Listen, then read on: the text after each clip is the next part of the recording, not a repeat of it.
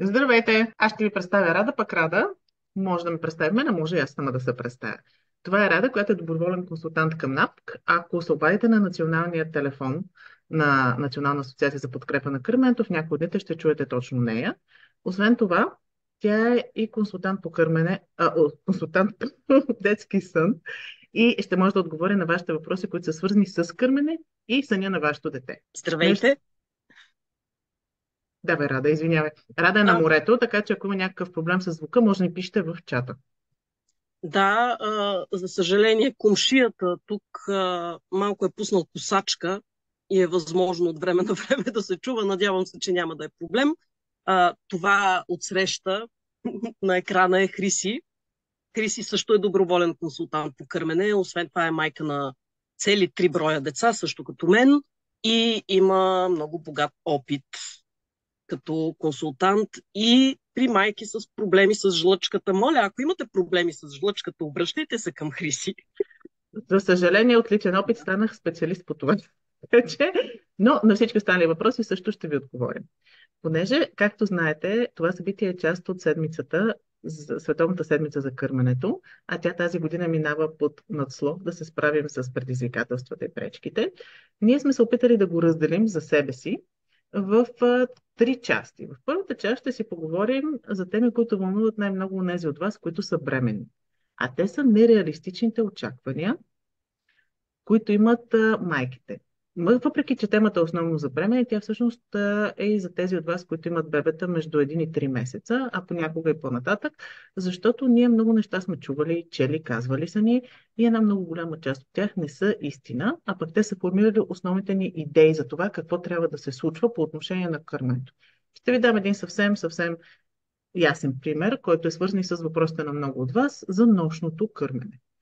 Повечето хора си мислят, че то трябва да изчезне, да отпадне, бързо да се махне. Ако не се маха, нещо не е наред, кърмата ми не е хранителна, бебето не суче добре, а всъщност нощното кърмене е част от общия процес на кърмене, не само до захранване на бебето, което е около между четвърти месец и половина и шести месец, в зависимост от това дали бебето ви е готово или не, ами всъщност е част от кърменето за доста по-дълъг период. При мен с две от трите деца беше част от кърменето до момента, в който спряхме да се кърмим, което е било доста след една годинка. Така че това е един от най-големите проблеми. Ние просто не сме виждали достатъчно кърмени деца, реални, такива, които плачат, искат, сърдят се и си представяме нещата изключително романтично.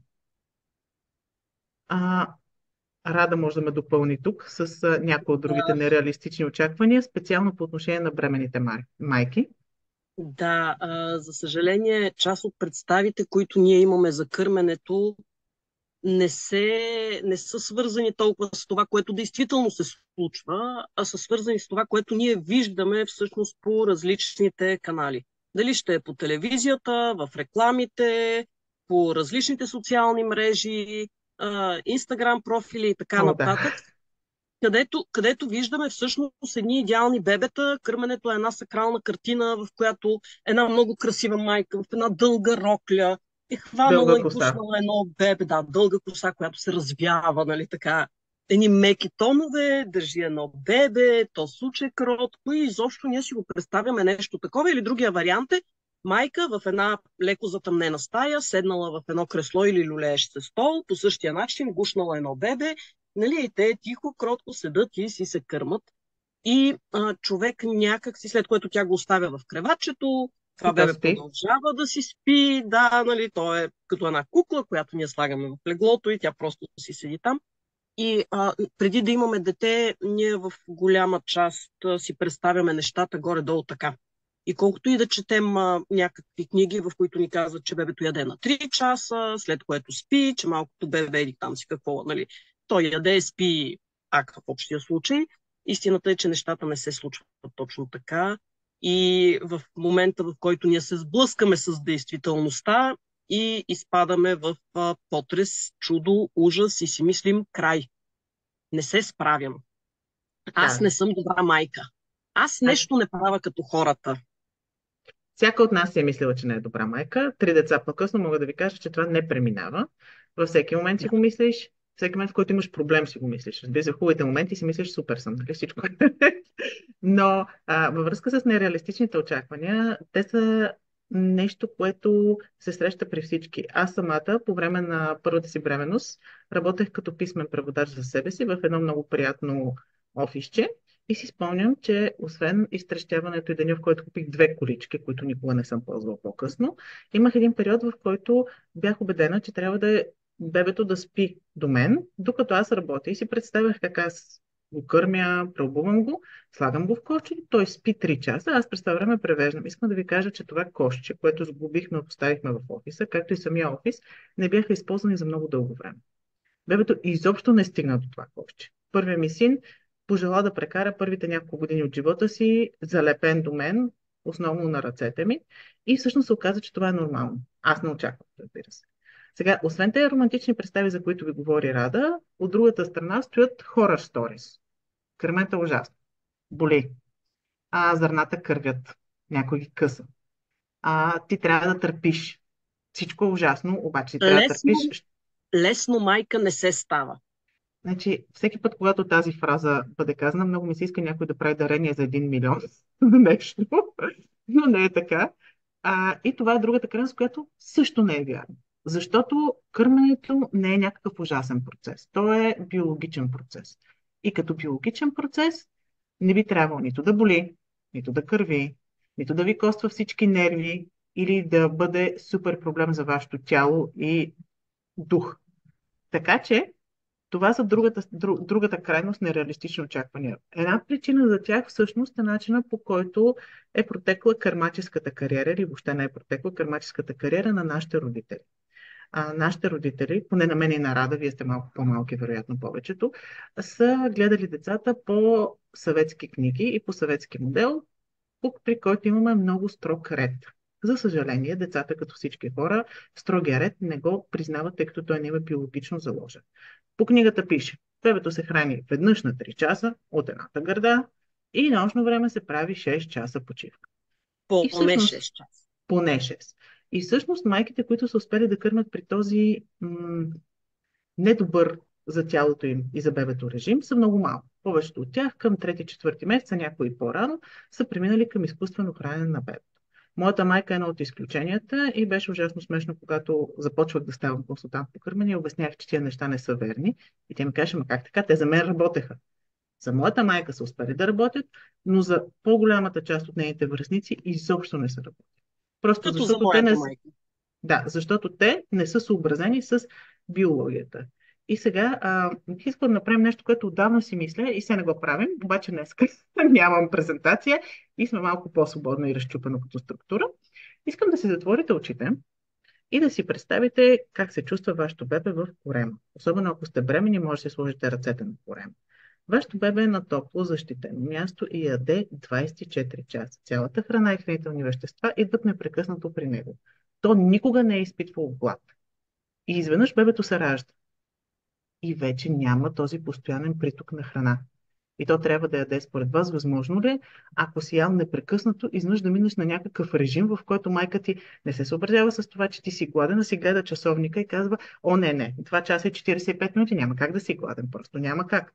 Докато бебето всъщност трябва да направи прехода между непрекъснато ядене и ядене на интервали. Няма как този преход да стане веднага с готов интервал от 3 часа.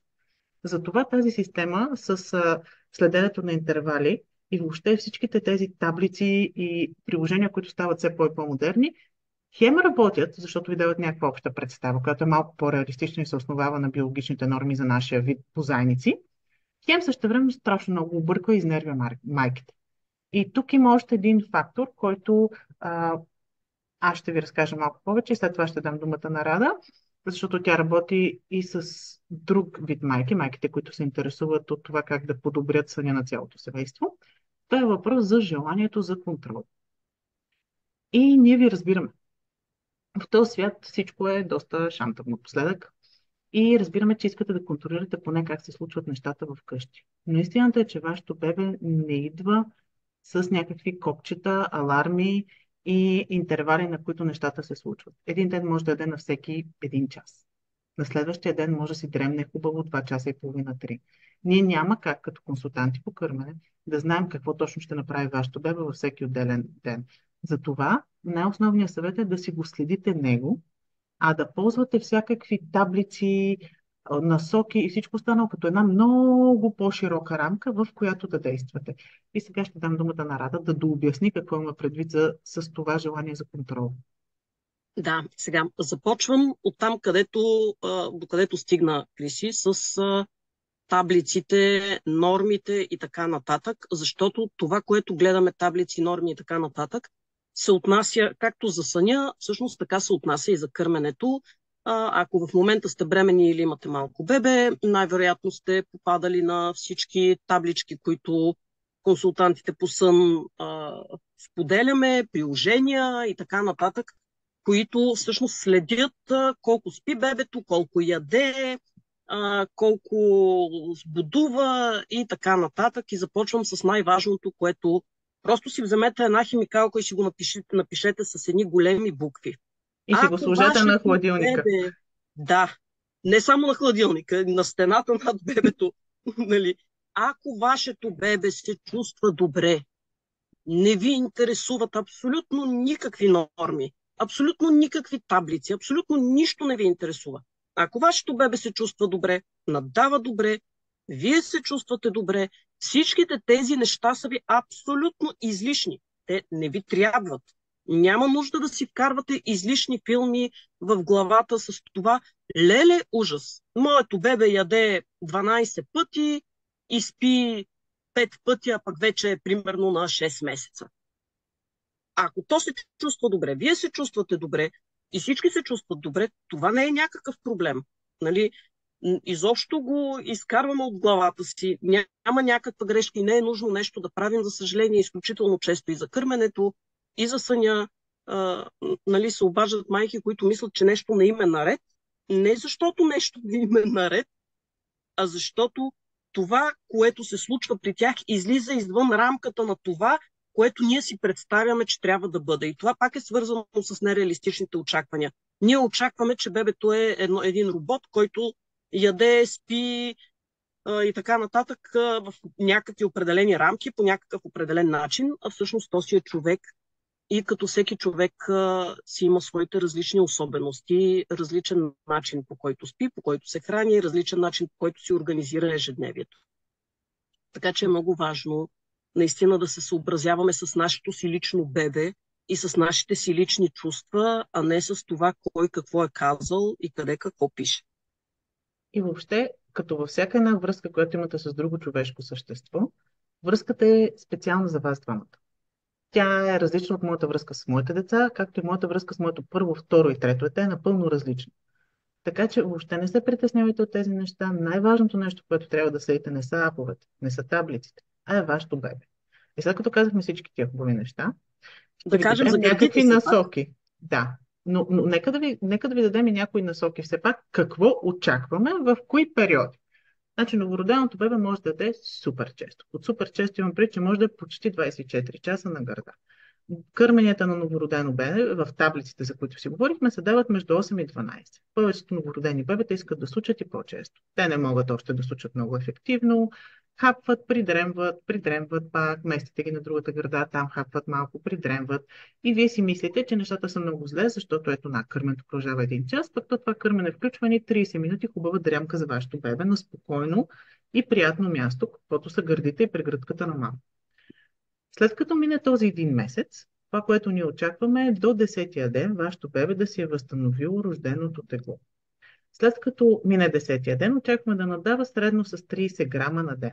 Това средно не означава, че всеки ден те трябва да са 30. Затова, ако всичко е наред, съветваме майките да мерят бебето веднъж на 3 дена или веднъж в седмица. Да видят дали е покрило нормата за целият този период. Защото надаването също не е всеки ден с по 30 грама. Някой дни е 30, някой е 50, някой е 20 и това е съвсем нормално. Гледаме общата картина и следим надаването. Първия месец очакваме то да е поне 800 грама и следващите 3 месеца също. Междувременно има едно приложение, след като ви обяснихме колко не е добре да се ползват приложение, има едно приложение, което е направено Добре така, да че да ползвате. сте... Да, нали всяко право си има изключение. Това приложение е Child Growth Tracker. Не е само това приложение, има и други подобни, просто ние това го ползваме като най-удобно и най-така И е лесно за безплатно. разчитане. И Да, е и е безплатно. безплатно за вас. И всъщност това приложение ви дава възможност да следите наддаването на вашето конкретно бебе. От рожденото тегло на вашето бебе, не на моето, не на някой друг, до това как се е движило първи месец, втори месец, трети месец. И сега да има едни кривки, които малко объркват майките, защото те са в различни цветове. Идеята е вашето бебе да се движи около своята кривка, независимо дали тя е червена, зелена или жълта. Това са трите цвета. Те не означават стоп, добре, супер се справяте и ужасно. Те означават определени персентили в развитието на вашето бебе. Цялото приложение е разработено въз основа на статистическа информация за деца от цял свят на ООН и всъщност е доста удобно, за да може да видите дали нещата при вас са окей. Ако бебето тръгне да върви нагоре, рядко се притесняваме. Тогава може да се наложи, примерно, вашия педиатър да увеличи дозата на витамин D, за да може да се съобрази с увеличаващото се тегло на бебето. Но ако бебето тръгне да изпада, особено в първите месеци, това е повод за притеснение и конкретно за мен като консултант по кърмене е страхотна червена лампичка. Просто изключително много ме притеснява всеки път, когато видя бебе, което не наддава добре. И причината за това е много проста. В тези първи 3 месеца всъщност се залага голяма част от развитието на вашето бебе и дете по принцип. Затова е хубаво то да има оптимално хранене, за да може да постигне своето оптимално развитие. Разбира се, ако нещата са зле с наддаването, това не означава, че нещо ужасно ще се случи, просто трябва бързо да се вземат мерки. И сега нека Рада да разкаже за гърдите, защото това е следващата важна тема. Да, говорим си за гърдите, защото малко по-рано споменахме за това колко често трябва да се храни бебето и всъщност колко често трябва да се храни бебето не зависи само от бебето и от това колко то поема, колко е малко, колко лошо случай и така нататък, но всъщност от това зависи и количеството мляко, което ще произвеждаме, защото всъщност гърдите са създадени така, че да отговарят на принципа на търсенето и предлагането, което означава, че за да можем ние да произвеждаме достатъчно мляко, ние трябва да подадем сигнал на организма, че има нужда от това мляко. Той иначе няма да го произвежда. Това е много голям ресурс и той няма да хвърли толкова много усилия, ресурси, енергия и така нататък, за да прави нещо, което не ни трябва.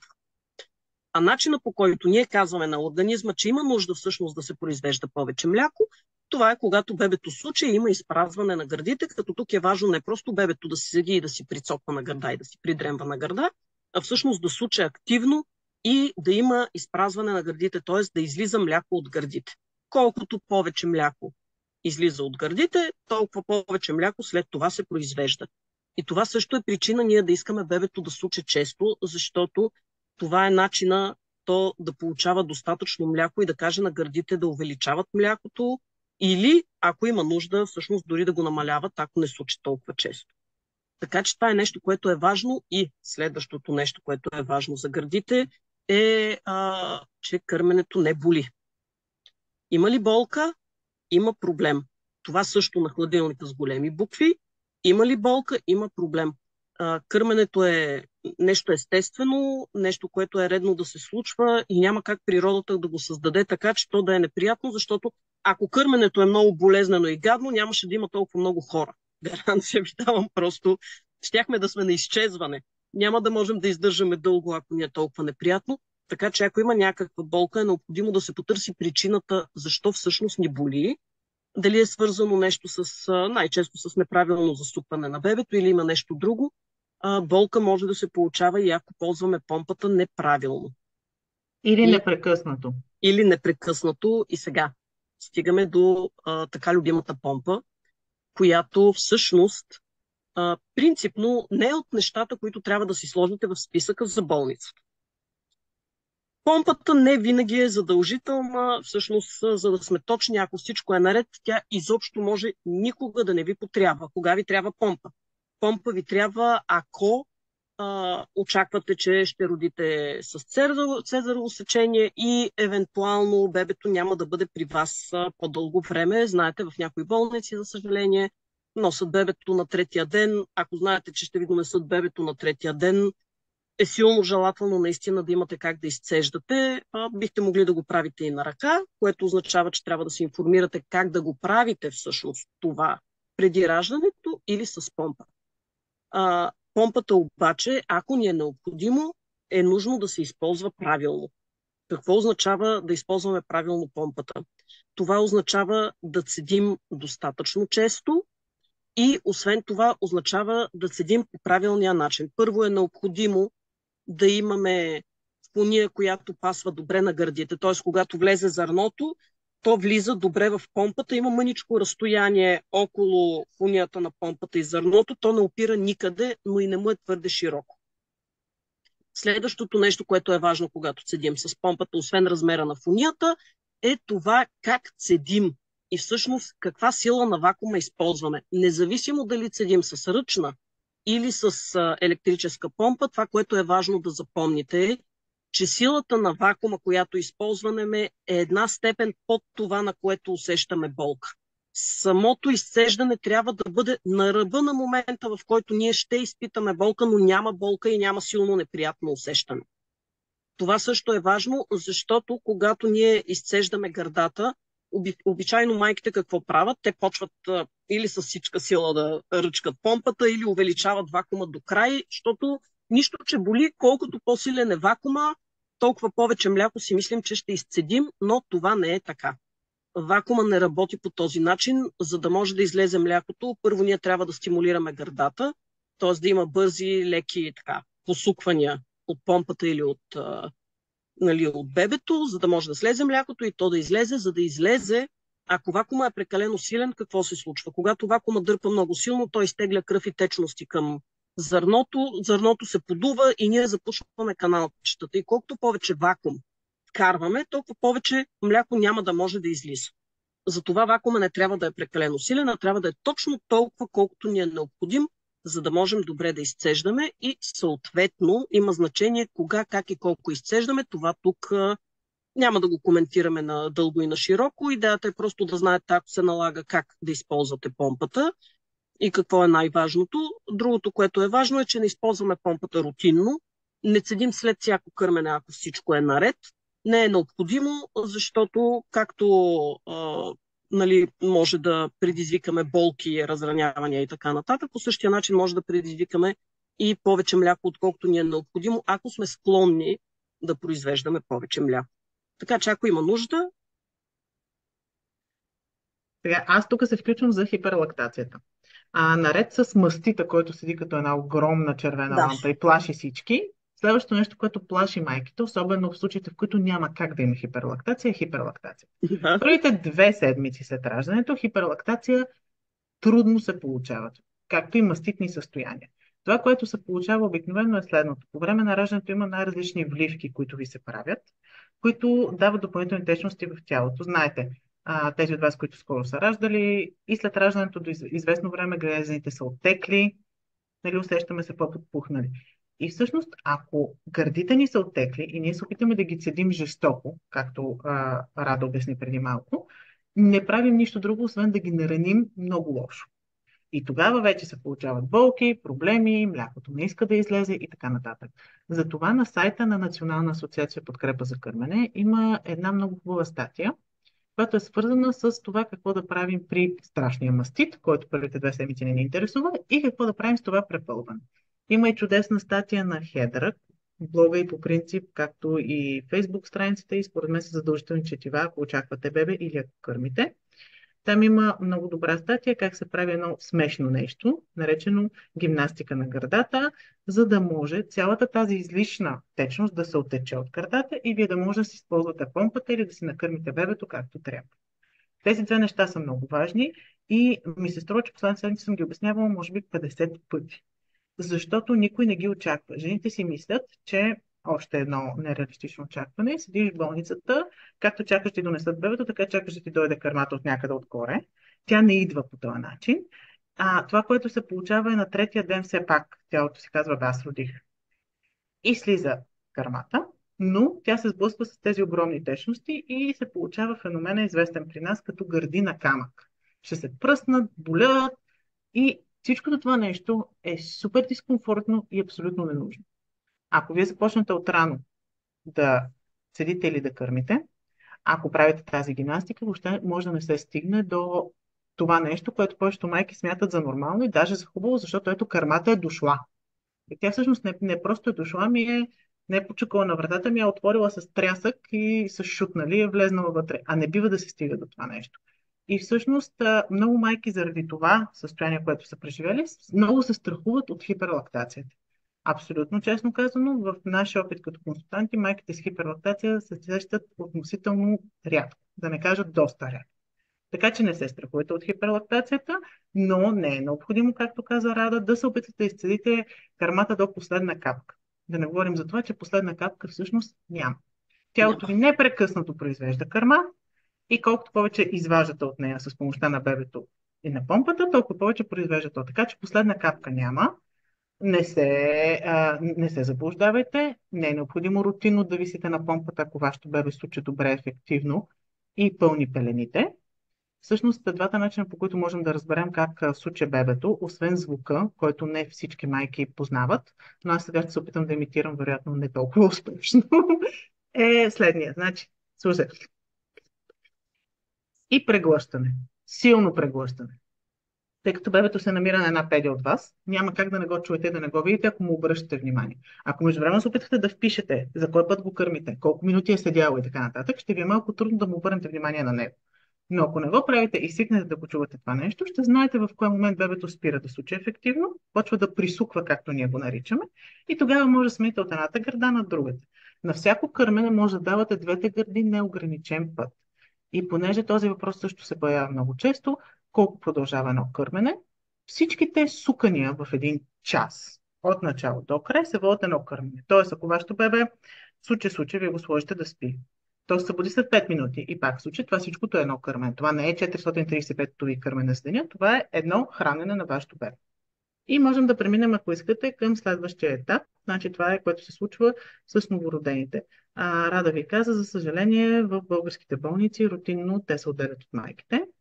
Не знам дали знаете, но държа да знаете, че ако всичко е наред с вас и с бебето, може да си го поискате в почти всяка болница да прекарат нощта при вас.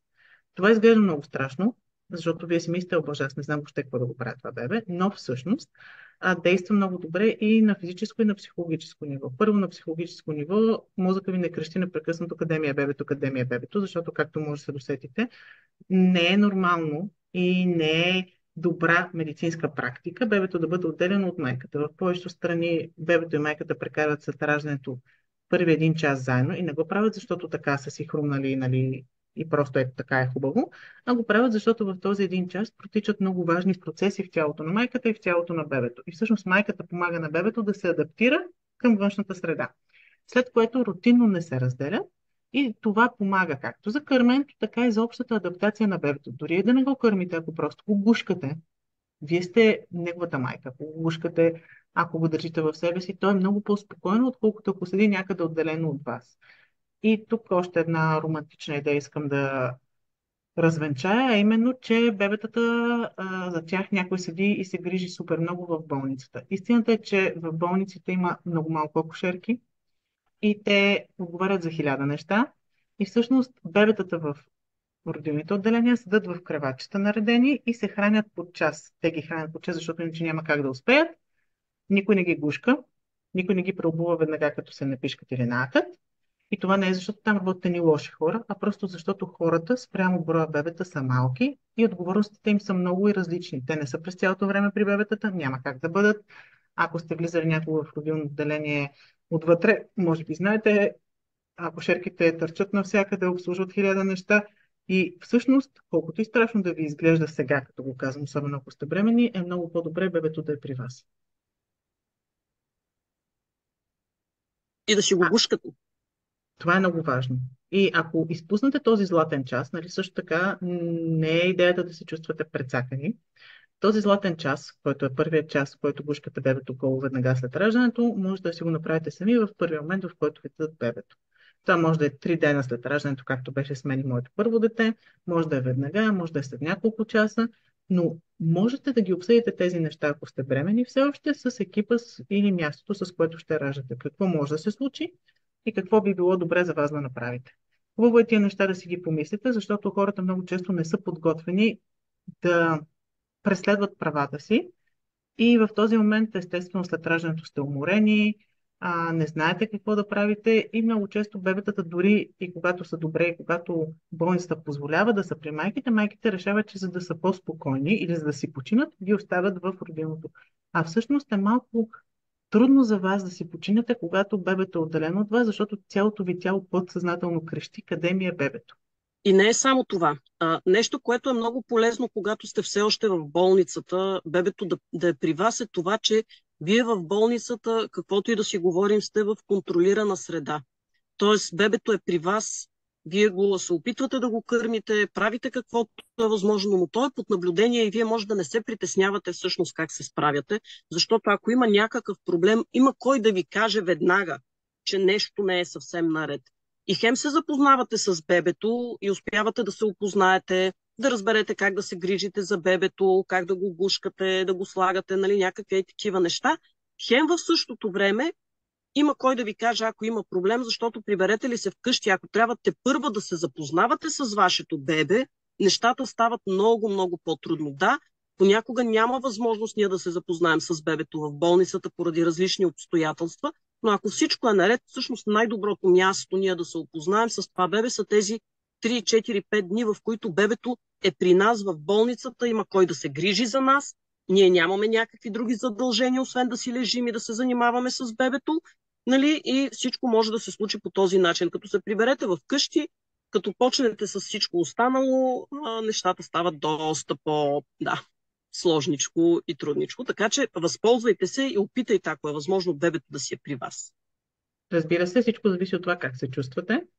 Да. И пак няма правила. Значи не означава, че ако сега си вземете бебето, защото повечето майки това си помислят, аз си спомням, че аз съм си го мислила, ако го взема за през нощта и нещо стане и аз не мога да го върна, разбира се, че можете. Може да поискате помощ, може да го занесете обратно в родилното. Ако усетите, че твърде много ви се спи, че сте твърде много уморена. Всички тези неща съществуват като възможности. И стигаме до момента, в който се прибирате в къщи. И в този момент, противно на всичко, което се опитваме да въведем за себе си като независими млади хора, аз ви съветвам да се възползвате от всяка помощ, която ви се предлага. Всъщност, ако някой ден нещо ми стане, например ме удари тухла четвърка и реша да имам четвърто дете, единственото нещо, което ще искам за него е някой да ми помага. Въобще няма да ми трябват нито дрежки, нито колички, нито шишета, нито помпи, нищо друго. Защото всъщност през първите месеци кърменето отнема толкова време, колкото ви отнема сегашната работа на пълен работен ден. И ако вие смятате, че може да го кърмите, да изчистите, да сготвите, да посрещнете 5 гости и да си свършите някаква работа от офиса или някакви имейли, за съжаление това ще се окаже невъзможно или ще бъде изцяло за сметка на вашето психическо и физическо здраве. Психично и физично. Психично и физическо. Добре, докато ми на третия път. Така че не дейте да се правите на супер родители. Родителството е маратон. И въобще няма никаква нужда от първите дни да показвате колко супер добре се оправяте, независими сте и така нататък. Не е красиви пасторални и домашни картини, които виждате по Инстаграм. Не са истински. Първите дни на майчинството са хаотични, уморени. Реално аз често си давам сметка, че когато обясняваме тези неща и казваме колко пъти трябва да яде бебето, през колко време, вероятно на повечето хора, които нямат бебета, им седи един огромен въпрос: добре, да, аз какво правя? Аз ще спа ли, ще ям ли, ще се къпя ли?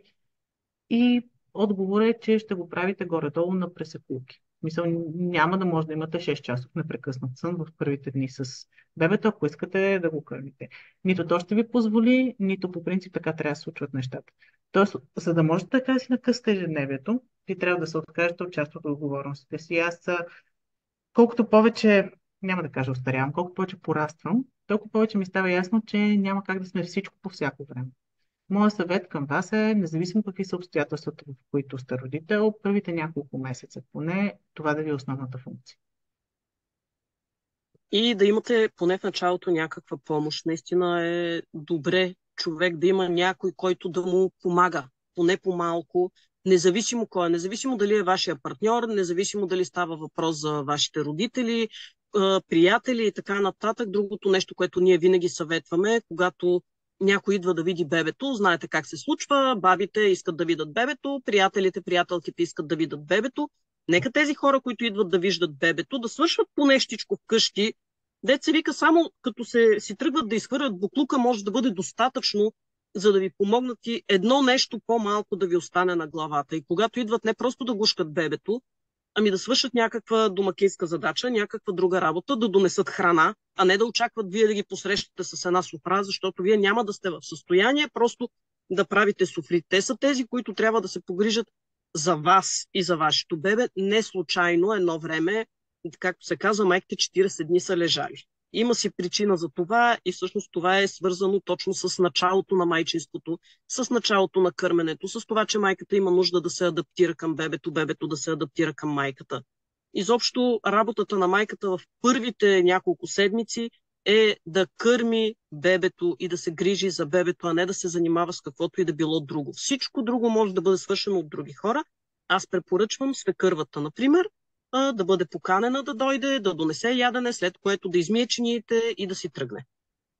Да, и когато ви дойде някой на гости, не е неговата работа да гушка бебето, вашата работа е да гушкате бебето, неговата работа е да се погрижи за вас. Ако не искате да посрещате гости, чудесно, съвсем спокойно може да го заявите. Изобщо нещата не са съобразени с другите хора в този период. Най-важни сте вие и бебето.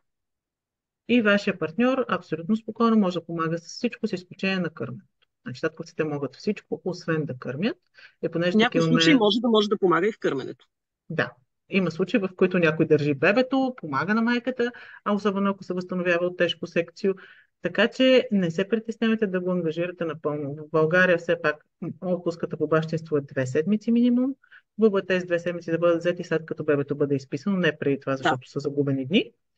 И заедно да си гледате детето, да си свиквате с него и да си го обгрижвате.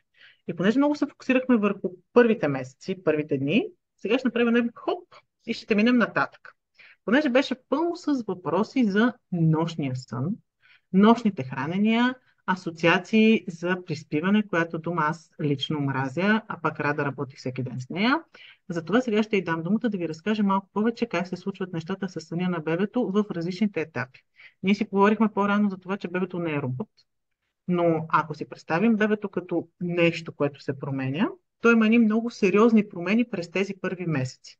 И те се отразяват, освен на кърменето, и на нощния сън, и на съня като цяло. И сега Рада ще ви разкаже малко повече за тях, докато аз изпия кротко кафето. Започваме с това, че нощното кърмене, както казахме в началото, не трябва да отпада.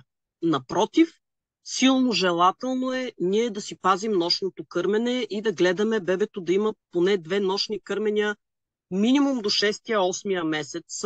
Аз обикновено препоръчвам до годинката поне да има по 2 нощни кърмения, просто вече интервала между тези 2 нощни кърмения може да бъде малко по-голям, когато бебето е голямо. Но говорим за големи бебета, не говорим за мъничките бебета. Така че това е първото нещо, което е добре да запомните. Другото нещо, което е много важно да запомните е, че кърменето по време на сън се брои към времето за сън. Тоест, ако бебето си дреме на гърдата, леко прицоквано спи и придремва или си спи с гърда в устата, това се брои към общия сън на детето. Изключително често майките се обаждат и казват: моето бебе на 2 седмици будува по 2 часа, 3 часа и така нататък, което е малко съмнително за бебе, което реално няма някакъв сериозен здравословен проблем да будува по толкова. И когато ги поразпитам малко, се оказва, че всъщност бебето си суче, то си придремва на гърда, суче, както казахме в началото, 10 минути, след което придремва 10-15 минути на гърдата, после пак суче, после пак спи. И майката цялото това нещо го брои за кърмене и го изключва от съня. А всъщност през този час, който бебето е сукало, той има едни 30-40 минути сън. Така че това е важно да бъде запомнено, че се брои. И другото нещо, което е важно да бъде запомнено, е, че малките бебета не могат да правят асоциация за сън.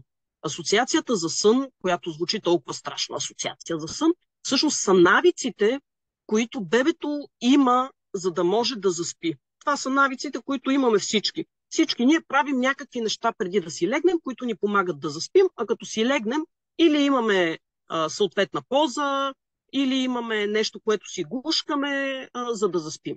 Така че малките бебета не правят асоциация за сън, защото те все още не могат да създават трайни навици.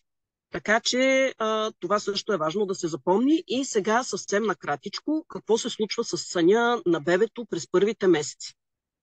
Това, което се случва е, че бебето в началото се ражда и то основно действително спи и яде. При малките бебета ние имаме между 15 и 19 часа сън за 24 часа. Можете да сметнете колко много е това. Будуването съответно колко е 4, 6, 7 часа.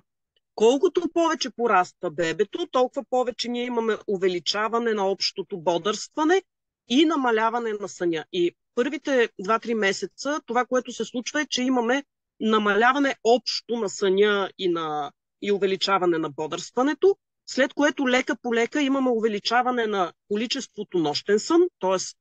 времето, което ние водим за нощен сън от лягането вечер до ставането сутрин без активности и намаляване на дневния сън. Тоест, общото количество сън малко се променя, нали? То се намалява, но вече намалява повече за сметка на дневния сън, за да може бебето да има малко по-големи интервали на бодрстване, т.е. да изкарва малко повече време будно и съответно да си прави съответния сън. Горе-долу, ако много се интересувате, едно малко бебе може да будува, новороденото може да будува между 40 и 60 минути, след което лека по лека се увеличават интервалите. На около 3 месеца бебето вече може да бодрства около час и половина, след което на 4 месеца стига до 2 часа, тогава имаме скок в растежа и така наречената любима регресия в съня, която не е нищо страшно. Не се притеснявайте от регресията в съня в 4-тия месец. Това е нещо, с което се случва при всички бебета. Не е задължително да се случи точно в 4-тия месец и всъщност е смяна на модела да сън, просто защото малките бебета спят по малко по-различен начин от големите хора и големите бебета. И тази смяна на модела може да доведе до някакви сътресения в съня, които не ни притесняват, защото те отминават, ако ние знаем, нали, че в общия случай това е нормално и не се впърлим да правим някакви, кой знае какви неща по въпроса. И оттам нататък вече 4-тия месец, 6-тия месец вече са около 2 часа и половина интервалите, като това са средни интервали. Не ги мислете като нещо, което е абсолютно задължително. Защото те са средностатистически норми. Това означава, че всъщност ние може да имаме повече от 1 час разлика нагоре и надолу в интервала. Тоест едно бебе на 6 месеца средно очакваме, че ще будува около 2 часа и половина, но всъщност има бебета, които съвсем спокойно изкарват по 3 часа и нещо, и други, които едва го докарват до 2 часа и нещо. И основното е, че ако бебето се чувства добре, значи всичко е наред. Казахме за Асоциацията за сън, която е много любима на всички консултанти по кърмене, защото знаете, ако сте чели по въпроса или ако имате вече бебе и сте се информирали, излизат едни такива статии за ужасната асоциация с гърда. Тази страшна и опасна асоциация с гърда, при която бебето заспива на гърда. Факт е обаче, че бебето доста дълго време ще има сън на гърда и това не би трябвало да ни притеснява. Защото съня на гърда е нормален, то е норма. И ако ние смятаме, че заспиването с биберон за лагалка, което повечето консултанти по сън напълно толерират, е окей, защо тогава заспиването с гърда да не е окей? Ако това заспиване на гърда не ни пречи на нас, ние се наспиваме, бебето се наспива и всичко ни е окей, нямаме абсолютно никакъв проблем с заспиването на гърда. Освен това, заспиването на гърда при всички положения ще се запази в поне 1-2 от дремките и за някой нощен сън, докато бебето не стане достатъчно голямо, за да интервалите му на хранене да са толкова големи, че ние да може да отделим изцяло кърменето от съня. Така че има време за това. Ако много голяма драма ви е заспиването на гърда и искате максимално рано да се предпазите от асоциация за заспиване с гърда, това, което може да се прави, е просто бебето да има някоя и друга дремка и някое и друго заспиване, което да се случва без гърда, за да има опит да заспива и по различен начин. Тоест гледаме бебето да заспива по различни начини. Нещо друго, Хриси, да се сещаш да им кажа за съня? 2-3 неща. Аз днеска няма презентация, аз само с пръсти комуникирам. Значи за съня първо. Като Рада казва, че няма възможност за асоциация, става въпрос, че говорим за това, че първите 6 месеца не очакваме въобще да работите по съня, ако всичко е наред. И това са очакванията както на нас, така и на консултантите по сън, нали така? В общия случай, не първите 6 месеца, първите 3 месеца те не могат да градат сериозни навици. Мгм. Така че там изобщо, ако се работи нещо, се работи с много меки методи, много внимателно и то не е точно по начина на заспиване. По-скоро там, нали, по ритъма на бебето може да се работи. След четвъртия месец може да се работи по самостоятелно заспиване, ако има индикации за това и ако всичко останало е наред. Тоест, не може да работим за самостоятелно заспиване, ако на бебето не му е достатъчно добре организирано храненето, ако то не наддава достатъчно и така нататък. И пак на 4 месеца все още ще се запази някой друг сън на гърда, просто защото бебето ще се храни на около 2-3 часа, а пък бодрстванията са по 2 часа, съня е по час и половина. Както и да го смятаме, както и да го връзваме, ще има сън на гърда. Нещо, което е важно всъщност майките да запомните, че когато бебето суче в просъница и то спи, бебето спи, размърдва се. Ние виждаме, че бебето започва леко да мърда. Мърдат очичките под клепачите, прави леки сукателни движения с уста. Ние взимаме бебето, слагаме го на гърда, то суче без да си отвори очите изобщо, пусне гърдата, ние го върнем в кревачето. Тоест, бебето през цялото време е спало. Това изобщо не го броим. Това не е сън на гърда и това не е заспиване на гърда и това не може да направи асоциация на гърда, просто защото бебето нито се е събуждало, нито е заспивало на гърдата, за да може да направи каквото и да било. Така че за нощните хранения винаги е добре да ги правим по този начин. Още повече, че това е така доста удобно и за нас, независимо дали бебето спи в кошарка next to me, която е до нас, или спи в отделно креватче, просто това ще позволи нощта да мине доста по-леко. Да, всъщност аз тук ще си позволя да препоръчам този вариант на спане с Next to Me, защото чак на трето дете го ползвахме и е много по-удобен от това в просъница да ставате, да се навеждате до дългата кошара, да го взимате на ръце и да го носите. Това всъщност е по-удобно за вас. На бебето не му пука толкова много. Да, да. На... Това е най-безопасният начин за съвместен сън с бебето и един от най-препоръчваните начини за безопасен сън с бебето. И При всъщност всички положения бебето трябва да ви бъде в стаята. Между другото, това го запомнете. Не е добра идея новородено бебе да се изнася в отделна стая. Най-правилно е бебето да спи в стаята на родителите. Оттам нататък вече може да спи или в отделна кошарка, или в креватче тип Next to Me, които са най-безопасни. След това вече е съвместния сън в леглото на родителите, при който обаче има условия, които трябва да са спазени, за да може да се случва безопасно. да, и всъщност тогава на вас не ви се налага да ставате. И всъщност предвид, че освен, че бебетата имат цикъл на съня, възрастните хора също имат такъв. Тоест на всеки 90 минути вие леко се пробуждате да видите дали всичко е наред и пак заспивате. И когато бебето спи до вас и вие го усетите и го дръпнете до себе си и в абсолютна просъница и Съница. за вас и за него продължите да го кърмите, всъщност можете да се наспивате. И тогава всичките тия страшни неща, ето ви ги обясняваме как нали, на всеки 2 часа трябва да яде и така нататък, не изглежда толкова страшни, защото има ни часове и интервали, в които вие си лежите, бебето си лежи, спите си и при нужда се храните. И сега още нещо във връзка с това. Имахме доста въпроси, Рада, за тъй наречената стачка в третия месец. Тази стачка в третия месец е малко като регресията на съня. Значи, това е един момент, в който бебето се събужда за външния свят и вече вие не сте му съвсем всичко. Почва да му стават интересни звуци, светлинки, някакви неща, гласове на други хора. И ако го кърмите на определени места, на които е шумно, светло и много интересно за него, е възможно кърменето да не му е приоритетно.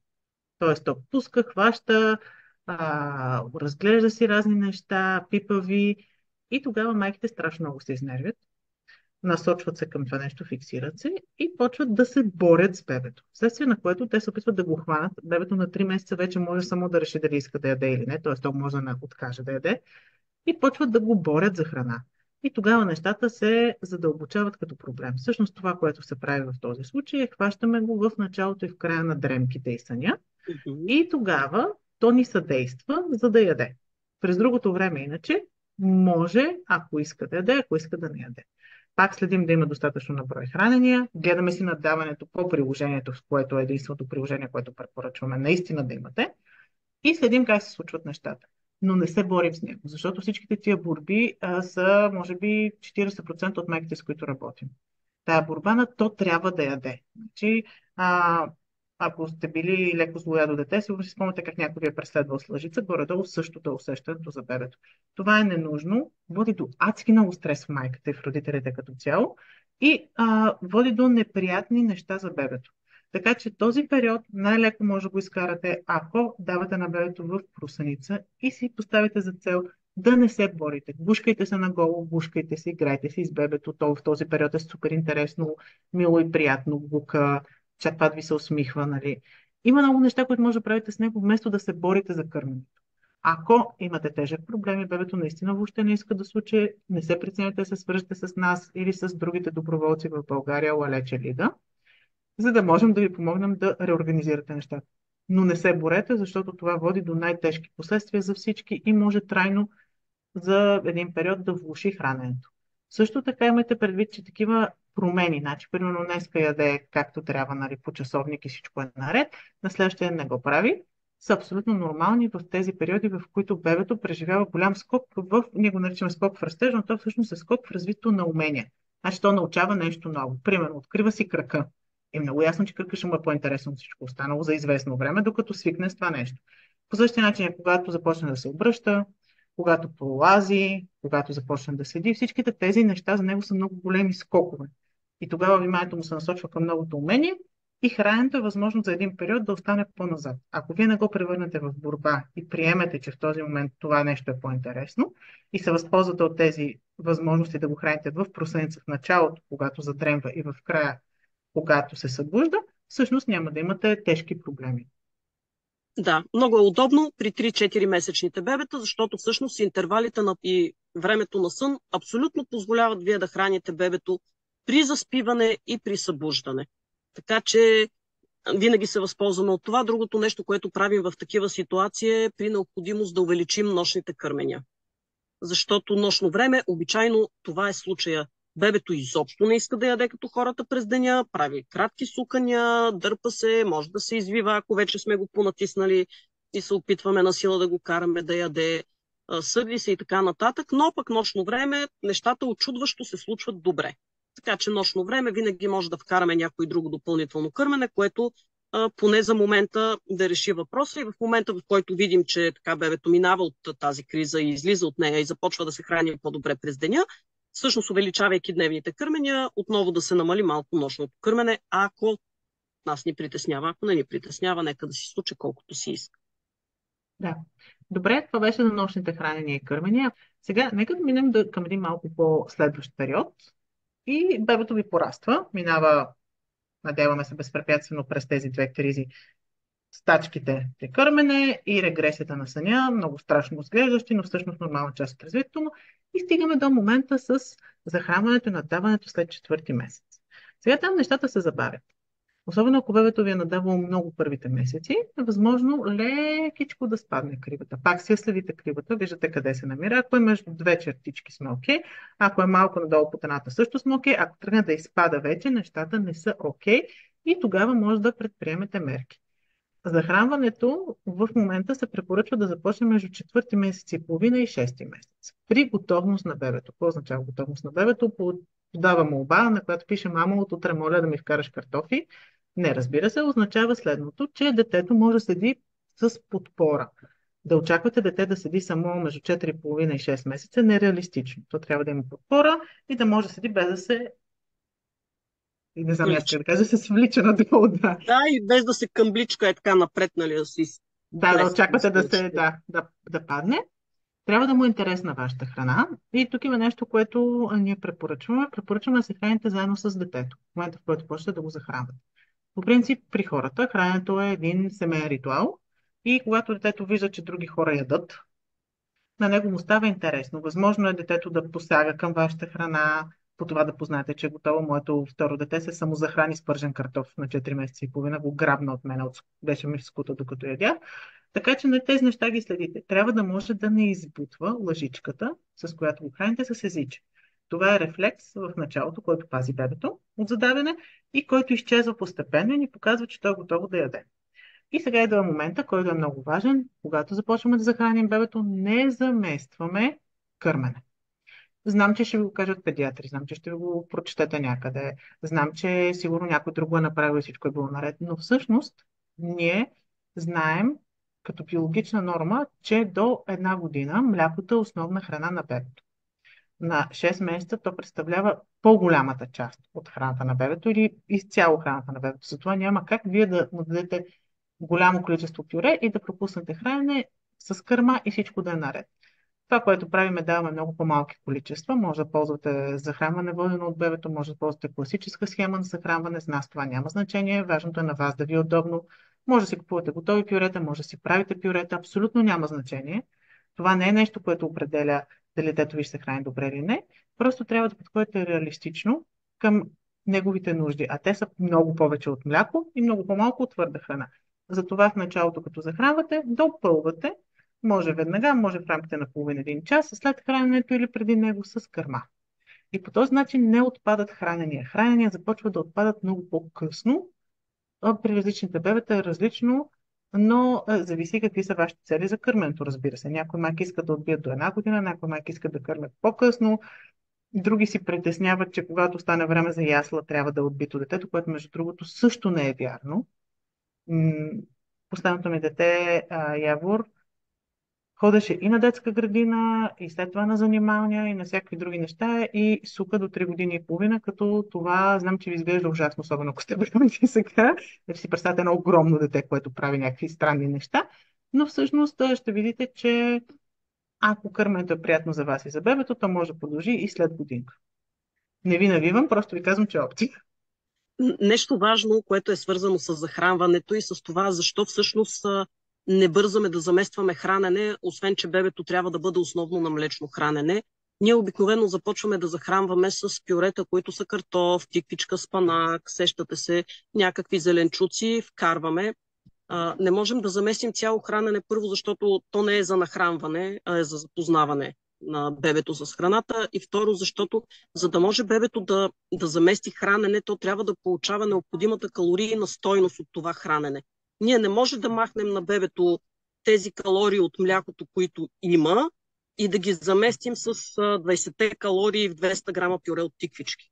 Нали? Най-простата сметка е колко има калории в едно пюре от тиквички, колко протеин има в пюрето от тиквички и може ли този протеин всъщност да стигне на бебето, за да може то да се нахрани. Не, той не е достатъчен. Освен това, самата храносмилателна система на бебето все още не е достатъчно развита. Тези, които имат по-големи деца или бебетите им вече се захранват, много добре знаят, че всъщност каквото ние вкараме отдолу, отгоре същото излиза отдолу. Ама едно към едно. А тези, които са захранвали по захранване водено от бебето, вадат целите парчета моркови, банани и така нататък в пелената на бебето. Така че всъщност преди бебето да може да започне да усвоява добре храната и да може да приема по-хранителна храна, реално няма защо да заместваме хранене и то трябва да получава и мляко. Добре, имаме два въпроса. Първият е за оригването на бебето. Ще ви шокирам, то изобщо не е задължително. Рефлукс при бебетата има физиологичен, нали, защото пазим от рефлукса, друга страшна дума. Аз много ги обичам, не такива думи. Всъщност, може би следващия път, ако направим презентация, трябва да съм аз заобиколен от тия страшните думи. Нали? Да, рефлукс е една от другите страшни думи. Какво означава рефлукс? Рефлукс означава, че края на хранопровода, който представлява мускулче, не е достатъчно стегнат и понякога детето връща храна. Имаме тежки рефлукси, имаме леки рефлукси, може да е проблем. Случва се, има такива бебета, при които е проблем, но те са рядко срещани. При тях повръщането е на фонтан, непрекъснато. И всъщност ние се опитваме да обясним на майките, че физиологичният рефлукс се израства.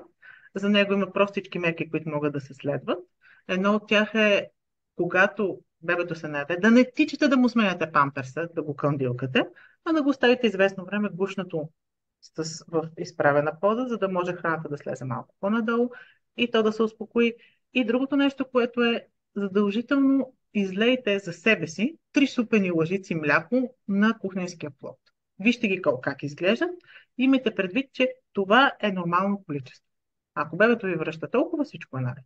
Ако бебето ви връща повече, ако в това има някакви неща, които ви притесняват, ако не наддава повръща много и не надава, тогава да, можем да говорим за по-сериозен случай на рефлукс, може да се наложи да се консултирате с лекар, така нататък. Но всичките останали случаи, в които бебето ви връща малко след хранене, това е окей.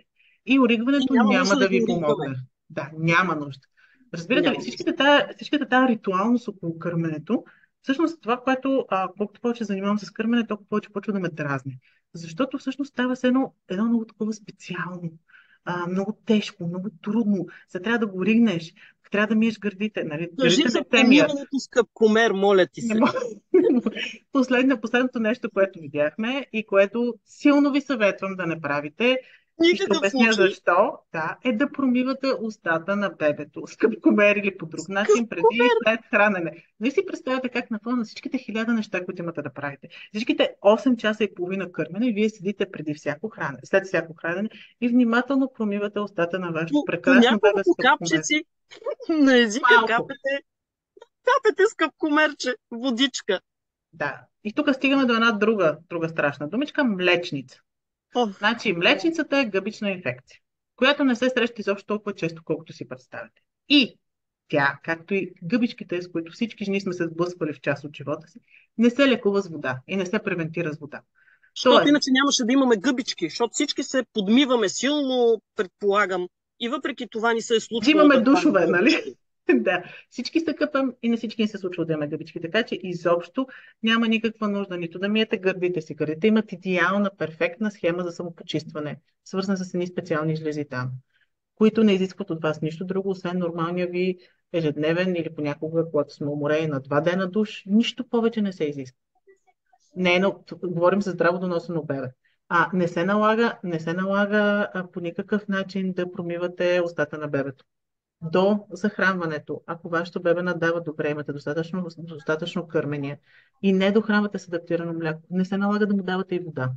Изобщо нещата са много по-лесни, отколкото се представят. И всичките тия, нали, допълнителни сайт-квестове ви отклоняват от основния път, който е просто да си нахраните бебето и да си живеете спокойно и добре с него. Да имаш бебе, наистина, първите 6 месеца е физически изтощително. И той има ужасна, огромна нужда от вашето тяло и от вашето време и внимание.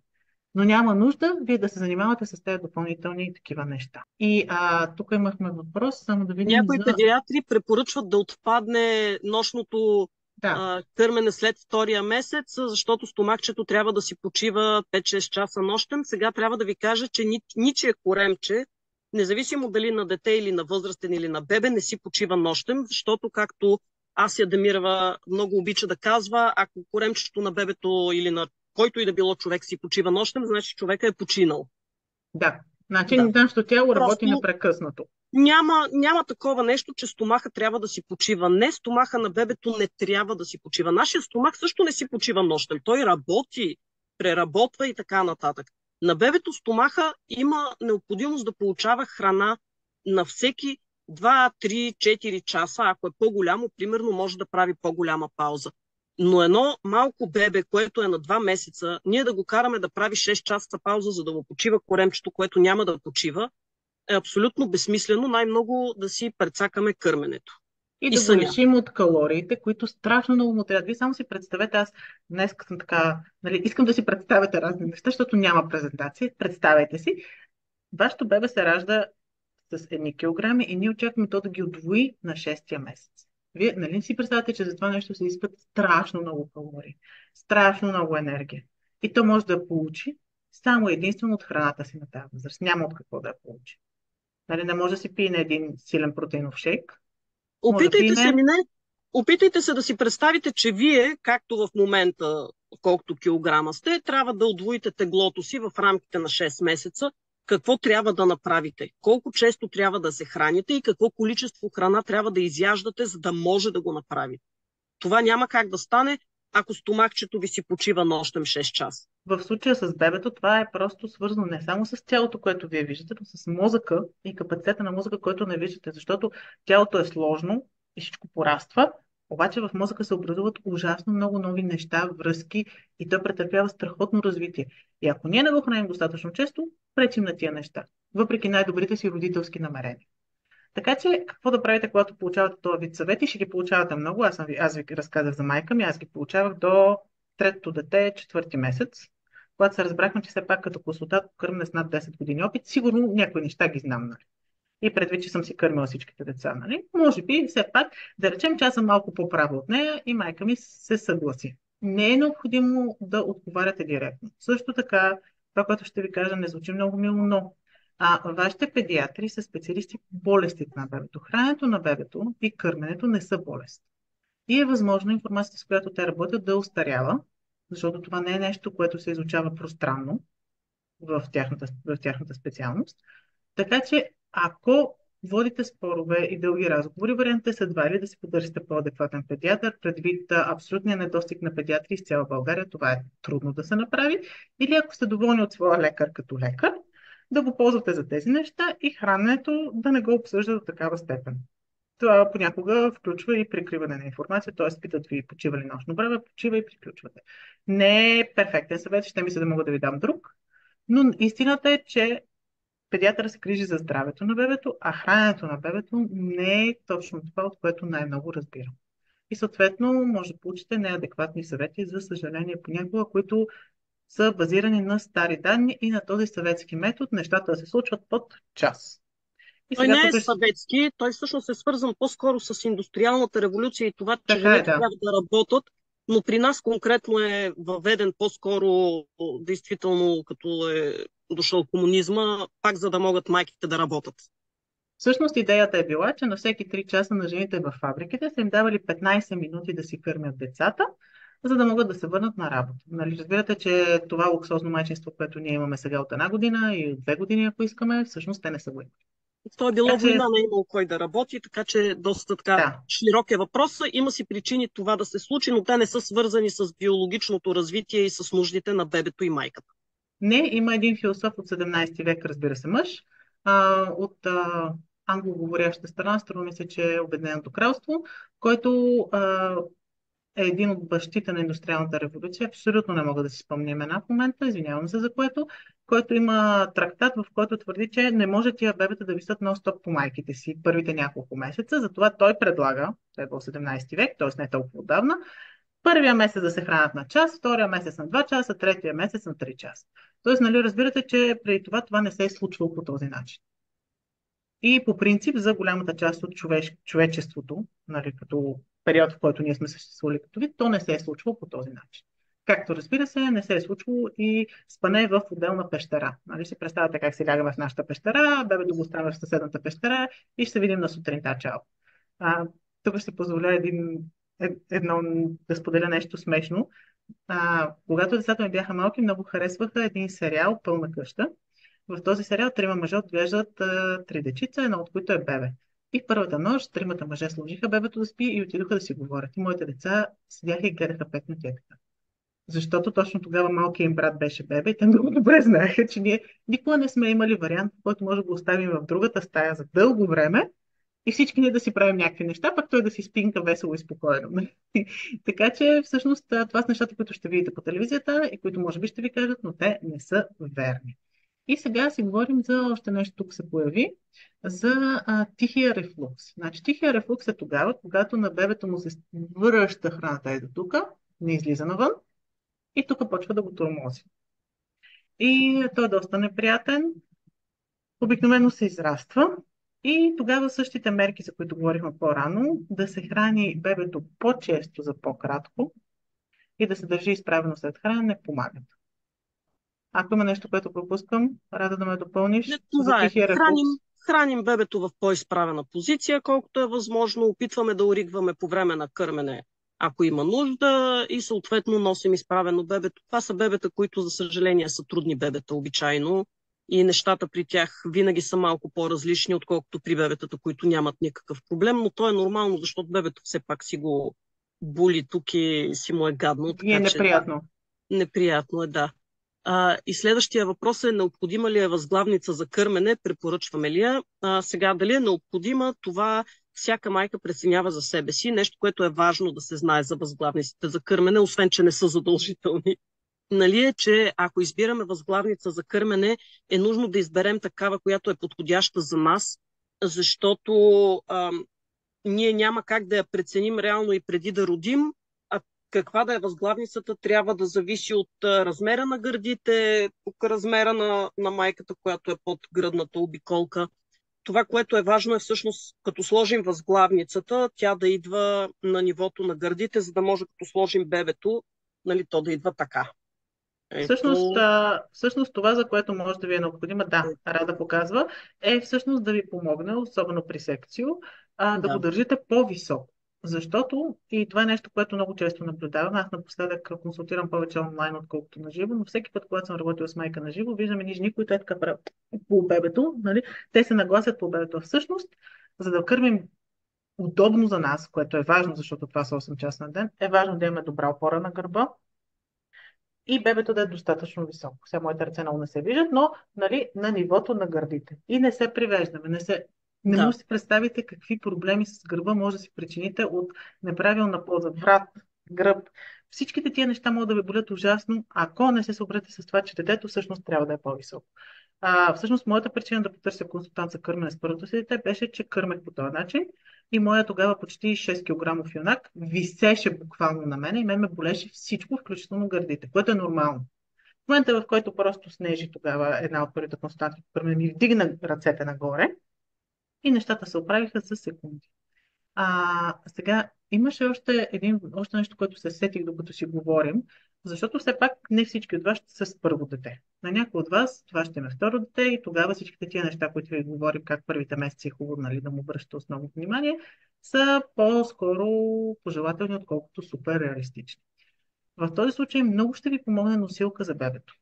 Хубаво е тя да е ергономична, т.е. слинг през първите месеци и вече по-нататък може да помислите за някакъв вид ергономична бебешка раница. Не препоръчваме кенгурата, те не са съобразени с ергономиката на бебето. Препоръчваме ги не защото искаме да ви ги набутаме, но защото това е един от реалните начини да имате свободни ръце, които ви трябват за да правите разни неща с второто си дете, с голямото дете.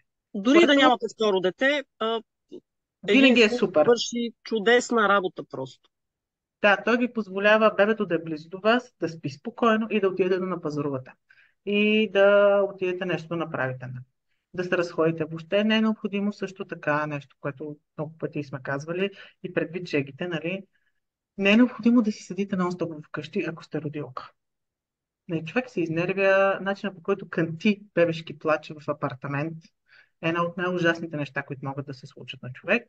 Така че абсолютно спокойно можете да си излизате на разходки с бебето в часовете, когато навън е достатъчно хладно. Дори и с много малко новородено бебе. Това не е страшно, не е опасно и няма да ви навреди, по-скоро наистина ще ви помогне на психическия комфорт. Друго нещо, което е хубаво да знаете за новородените бебета, и тук си загубих нещо, иска да кажа. Чакай да се сетя какво иска да кажа. Да, за банята. Защото това е едно от другите неща. Аз така правя завойчета се към новородените, но идеята ми е, че ако от самото начало нещата тръгнат по-леко за вас, истината е, че и нататък ще вървят по-леко. Затова толкова се фокусирам върху новородените, а не знам дали всъщност всички майки, с които говорим, са майки, които чакат своето дете, или то е много малко. Но за тази ежедневна баня, първо, тя не е абсолютно задължителна, и второ, тъй като така или иначе му подмивате докато пъти на ден, и другото нещо, което ако не ви върши работа да е вечерна, служете си я в друг час. Следобедна, сутрешна, когато на вас ви удобно. Няма правила. Има обаче бебета, които страшно се изнервят по време на тази вечерна баня, защото са гладни, уморени Мгм. и следва един тежък, отвратителен рев, в който всички се чувствате смазани и това просто е излишно. Така че ако това ви се случва, абсолютно спокойно може да си го спестите и да си преместите банята или да пропуснете ден-два. Да, Аз да Рада, кажа и от заповядай. позицията на консултант по детски сън, че банята, ако не успокоява детето, не се препоръчва да бъде в неговото тихо бодрстване и преди сън. Тоест, ако бебето много се радва на банята или много се сърди на банята, е по-добре тя да бъде изместена в активното бодрстване или в друго време. Тоест, или както каза Хриси, да е през деня, или да е поне при малките бебета 40 минути преди времето, в което бебето ще спи, за да има време да се успокои това бебе от тая баня, защото тя много често превъзбужда. И разбира се, когато бебето има някакъв кожен проблем, също понякога не е желателно да се къпа особено често. И всъщност кожните проблеми, нали, това е малко излиза извън нещата, просто като опит, като майки. Тук споделяме, кожните проблеми често се появяват при бебета от прекомерно измиване с прекалено силни измиващи средства. Да. Това просто ви го казваме да си го знаете. Така, имаме въпрос за антирефлуксните бебешки гнезда. По принцип, пред няколко години говорих с една дама, която искаше да произвежда такива и правихме проучване. Бебешките гнезда по принцип не се водят достатъчно безопасно. Да, това е много важно. Между другото, първо, че за рефлукса надали ще има кой знае какъв ефект, въпреки че може да се слага бебето. Другото много важно е, ако слагате бебето да спи в гнездо, е изключително важно то да е през цялото време под наблюдение. Тези гнезда не са създадени достатъчно безопасни, за да може бебето да си спи в тях. Същото важи и за бебешките шезлонги малко по-нататък, Да. както и за столчетата за кола. Сега като ще си говорим за съня, да кажем две-три неща. Не се препоръчва вашето бебе да спи в столчето си за кола. Да. Тоест, прибирате го, слагате го, ако е заспало, се опитвате да го преместите. Трябва да е истински хубаво заспало, за да го преместите, защото иначе ще ви се събуди, това е факт. Но наистина не е добре да спят. Проблема е, че просто са леко свлечени вътре и е възможно тук да има прегъване на трахеята и проблеми с достъпа на въздух. Ако все пак бебето ви се спи, случват се такива неща, никой от нас не е перфектен, има такива моменти, все пак трябва да го следите и да е при вас. Нали, препоръчваме да го сложите на нормално място за спане. Ако по някаква причина, нали, ще остане в ковчето, трябва да го следите. Трябва И да да го ви е под наблюдавате. око. Да, трябва да ви е под око. В никакви такива устройства бебето не се оставя да спи без надзор. Да. В самото столче за кола, мисля, че около час и половина, 2 часа може да прекарва бебето, след което е добре да се извади, да се разгъне малко, да се поноси, да се нахрани и евентуално, нали, ако пътуваме на по-дълъг път, тогава да се върне в столчето и да се продължи пътя, а не примерно 4-5 часа до морето и хайде наведнъж, нали, всичките ще ги вземем, защото бебето спи добре в столчето. Освен ако не от тези столчета, има сега вече и такива, които са напълно легнали, но това са доста по-редки варианти. И доста по-скъпи варианти. Стандартните не са такива и в тях бебето си е свлечено и раменцата са малко е така напред. Просто такива са столчат, така са напред. Сега, колко време след хранене може да се изкъпе бебето, значи тия неща абсолютно ще си ги откриете с проба грешка. Не мога да ви кажа. Аз съм имала най-различни деца с най-различни желания. Дъщеря ми, която е второто ми дете, е имало случаи, в които по 5-6 дена не е била къпана, защото за нея това беше някакъв пълен тормоз. Тя пищеше, крещеше и беше абсолютно ненужно, при положение, че я миехме нон-стоп. Така че, нали, тия неща ще си ги откриете вие. Ако бебето ви има рефлукс, не е добре да го нахраните и да го изкъпите. И това мога да ви го кажа със сигурност.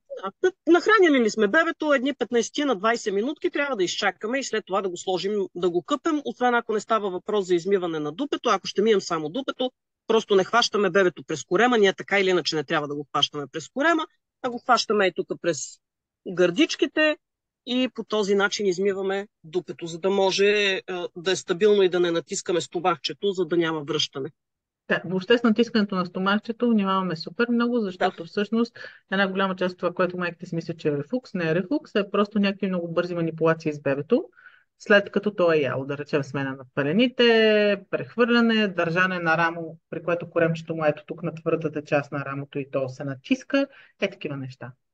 Да, и самото бебе може да си предизвика повръщане, като си свива краченцата, ако му се пръцка, съответно след хранене, така че това са нормални неща. Да, и въобще, както ви казах, сложете ги тия 3 лъжици на колата, вижте ги какви са, ако количеството е колкото тях, не се притеснявайте. И понеже говорим за количества, може би е хубаво да поговорим за едно друго количество и това са пелените. Какво има в тях? Значи, силно съветваме майките да сложат една чаша вода в чиста пелена и да видят какво представлява добре напишкана пелена. И другото нещо, което е какво представлява добре наакана пелена в първите моменти. Това е пелена, на която имаме изакано, което не е водичка, има някаква консистенция. Тя е различна в различните етапи. В началото е черно, мекониум, след това става зелено с черно. Рада и една от нашите други консултантки Деси правят едни чудесни мешаници с извара и песто, но прилича на песто. След това следващото нещо прилича на извара с горчица, защото така опитно ги показваме, затова така ви казвам. И размера му трябва да е горе-долу толкова. Това е на един наакан памперс. Ако бебето само е пръцнало, не го борим за наакан. Да, трябва да има поне 3-4 добре наакани пелени, горе-долу около супена лъжица трябва да е акото, което бихме могли да изгребем от пелената, Да. ако Не ги искаме да проверим. гребеме, не Не ги ги гребем, гребем, но горе-долу си го петънцето е представяме, такова, да. около една супена лъжица, да. Да. И сега, как е най-добрият начин за хващане на новородено бебе, за да го измием преди да падне пъпчето, както ви е удобно. Да. На очудващо за майките, аз много обичам да ми идват новородени в офиса, майките ги пипат така, се носят много фин порцелан, яйчена черупка и се щупат всеки момент. Всъщност бебетата са доста корави същества. Те във вашия корем са си правили каквито, може да се сетите гимнастики, някои от които сте усещали като ви ритат, така че не се притеснявате толкова много. Важното е да има добра опора на главата и да не натискаме твърде много пъпчето около пъпчето и самия корем. Оттам нататък как ще се го хванете, зависи от вас. По същия начин стои въпроса и с позите за кърмене. Дали ще ползвате поза люлка, дали ще ползвате поза футболна топка, не може да ме видите, но няма значение, тя е настрани, дали ще ползвате биологична поза, при която бебето ви захлупва. Всичко това зависи от вас, от вашия размер гърди, от размера устичка на бебето и кое работи. Просто ги проверявате. Някои неща работят, някои неща не работят. Имахме въпроси за бебета близнаци, за майки, които очакват близнаци. Ние имаме консултант, който се грижи специално за тези майки, тъй като тя е майка на близнаци. И бихме ви насочили да се свържете с нея, но другото, което е важно, е да сте подготвени за възможността тези деца да се родят малко по-рано или доста по-рано, за съжаление, понякога.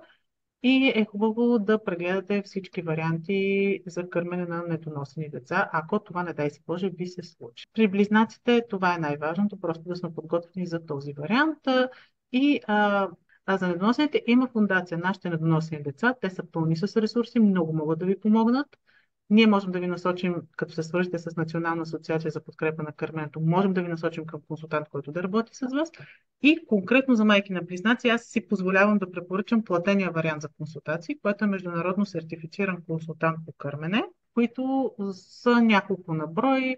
Сред тях са Хедра, Ася Демирева, Даниела Лютакова и още няколко.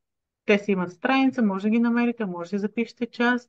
Наистина, кърменето на близнаци си е предизвикателство и като време, и като логистика и е хубаво да сте добре подготвени в този случай. И сега да се върнем на въпросите, отварям ги. Колко минути трябва да се учи бебето, как се разбира, че се е нахранило? Единственият начин, по който може да разберем дали бебето е добре, е наддаването.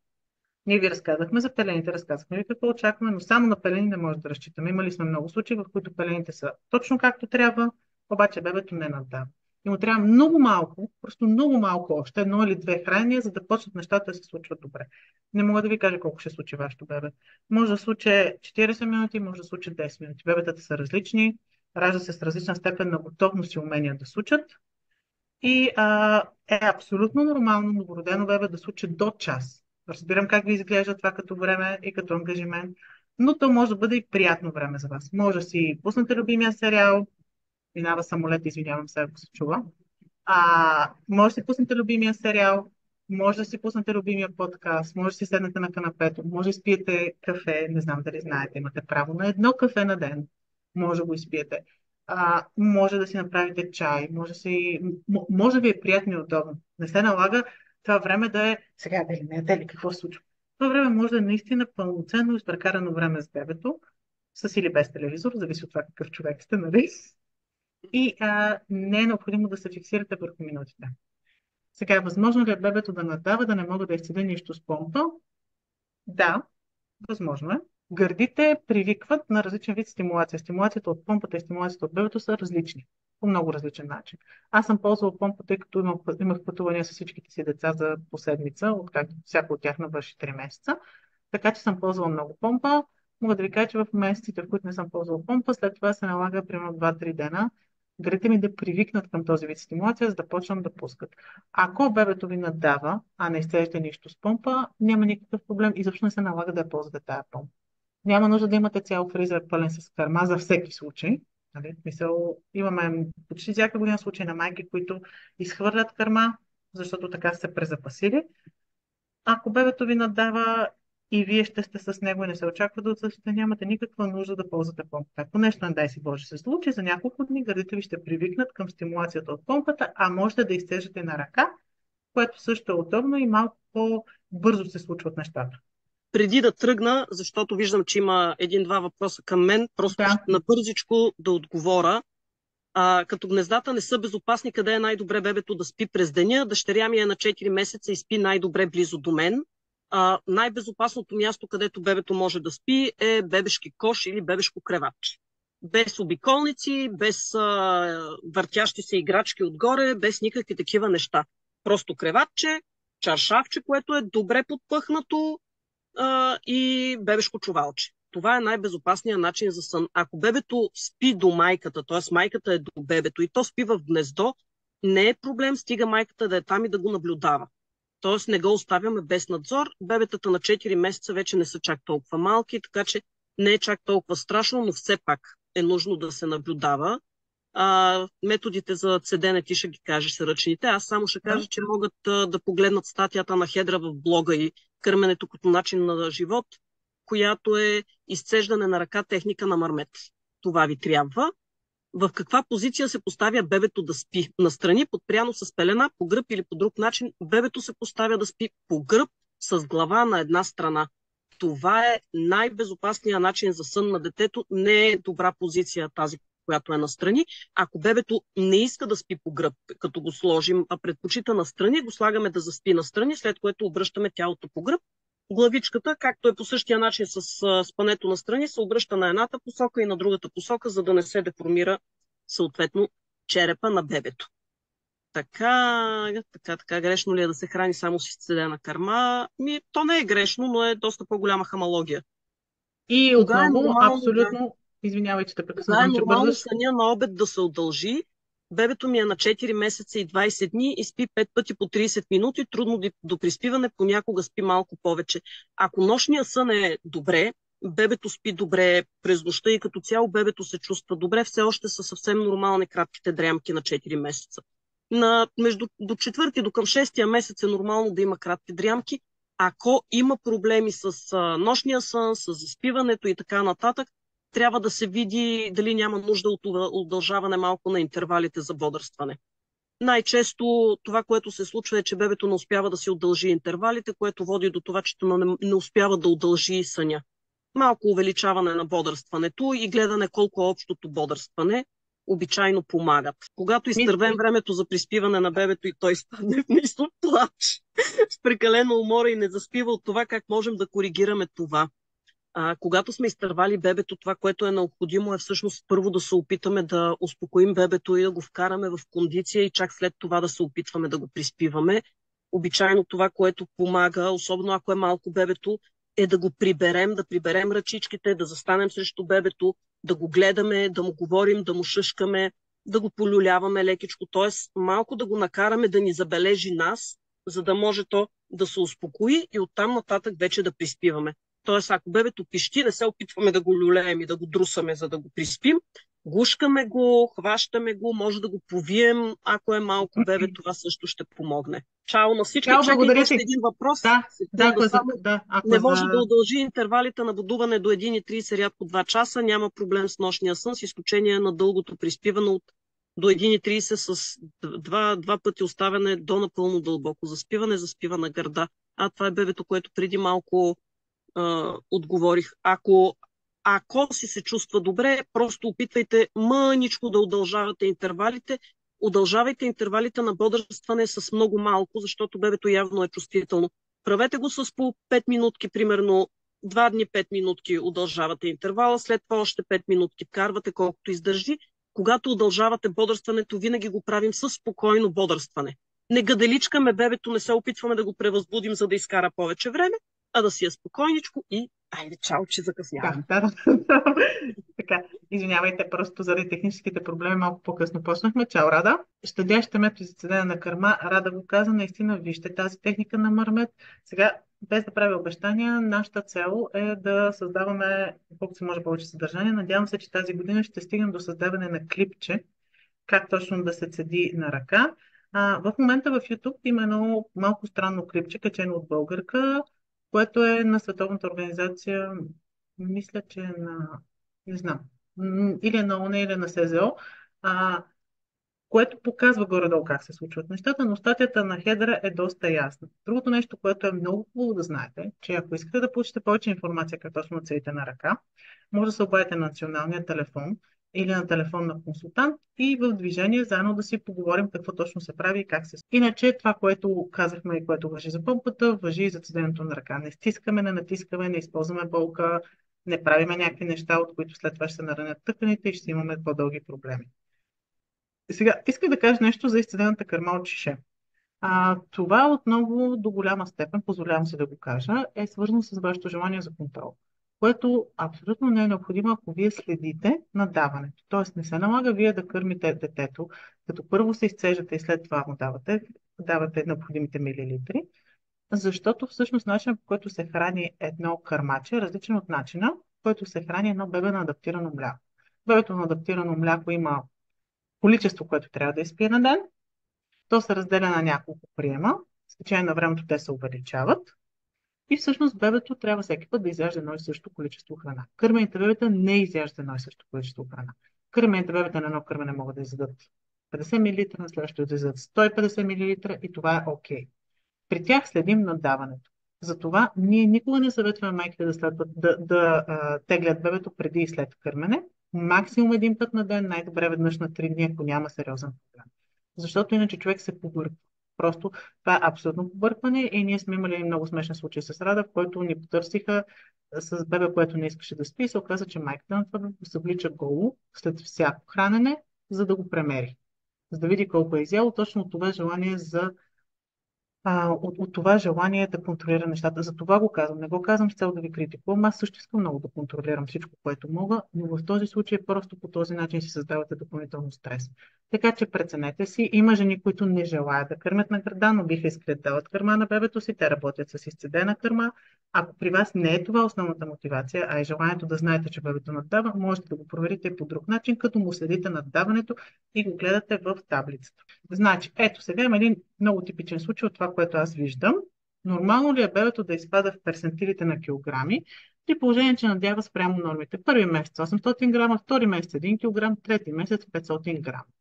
Значи, надаване трети месец 500 грама, мен като консултант по кърмене не ми харесва и ме притеснява. Особено предвид, че бебето в началото е надавал. Т.е. неговата крива е тръгнала нагоре и в един момент тя тръгва надолу.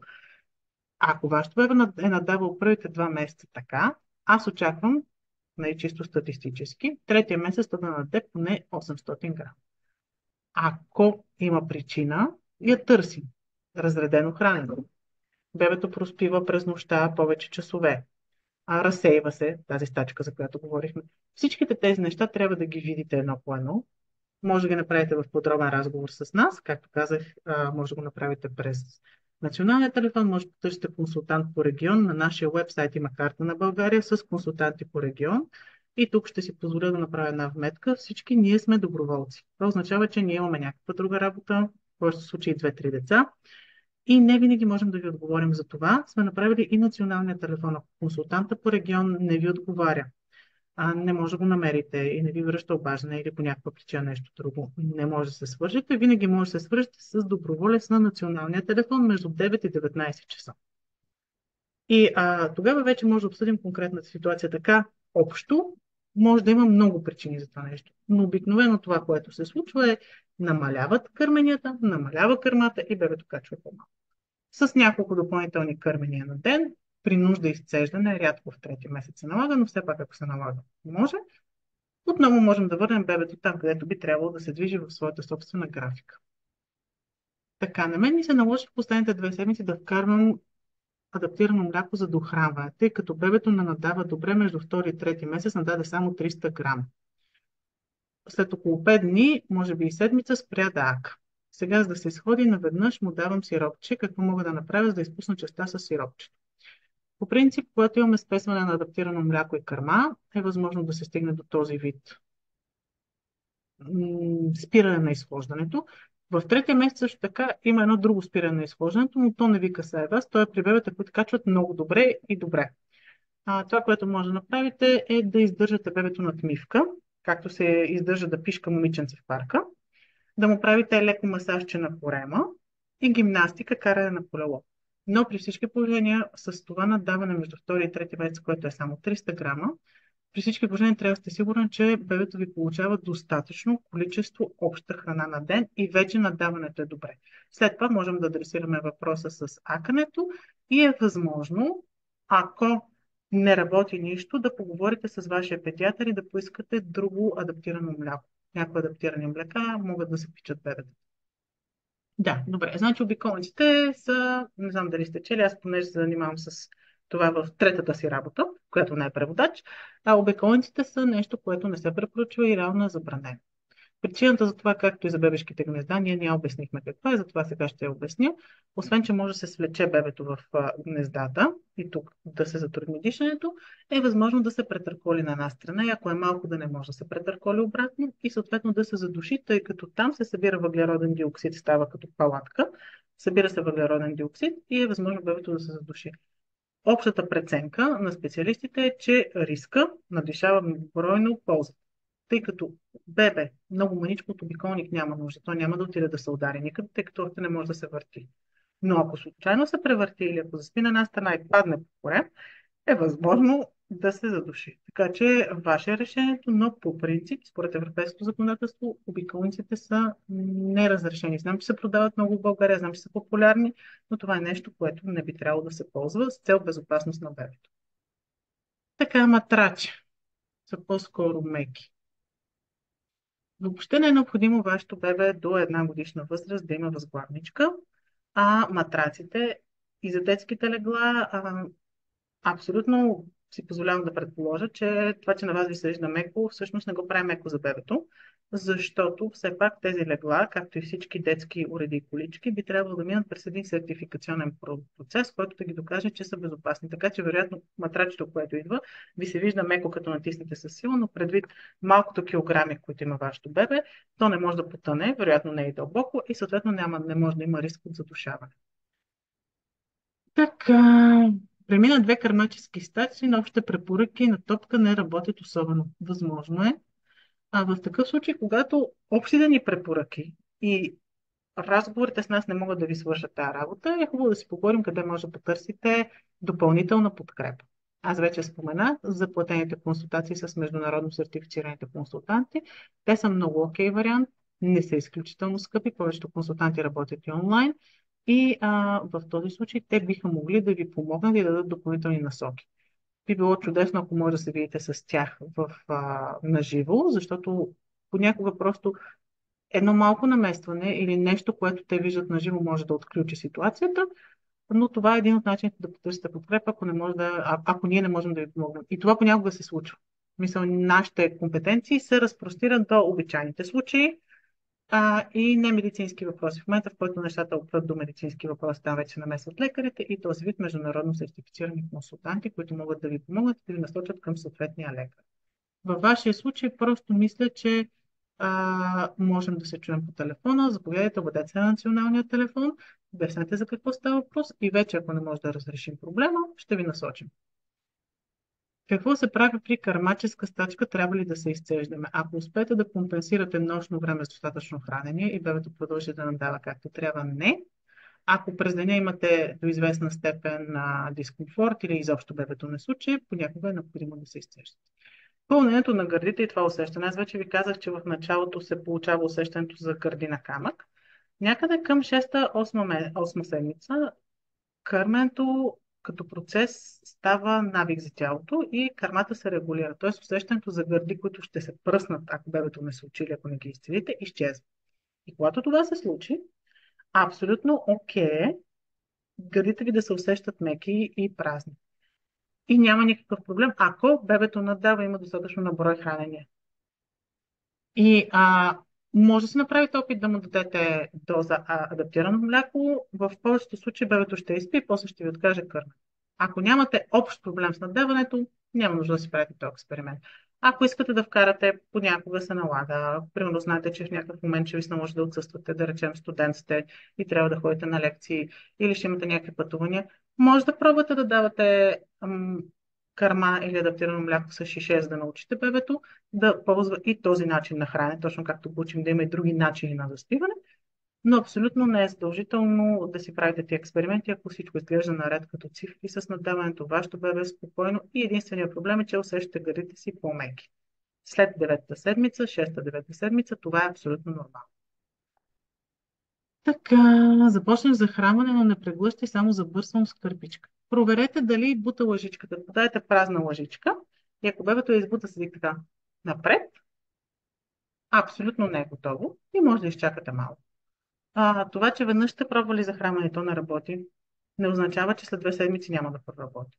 Но този инстинкт е много важен. Просто този инстинкт е това, което трябва да се преодолее, за да може въобще храната да стигне до него. Мисля, че това беше всичко. Ако има нещо, което забравям, заповядайте, пишете. Отново напомням, може да ни намерите във всеки един момент. Освен всичко, което изборих, вебсайта, националния телефон, ние имаме и Facebook група, която е много активна с над 26 000 члена. Казва се Всичко за кърменето. И ако искате, може да се присъедините и към нея. Там също отговаряме на въпроси, а най-хубавото е, че има огромна база данни и информация за търсене. Тоест, ако напишете рефлукс в търсачката, ще ви излезат 70, 80, 90 поста само от последната година. Така че това беше всичко, което исках да ви кажа. Надявам се, че приключението кърмене за вас ще бъде приятно и успешно. И не забравяйте, абсолютно нормално да имате нужда от помощ и спокойно може да потърсите от нас или от другите доброволци от Лалече Лига. Това беше от мен. Пожелавам ви хубав ден.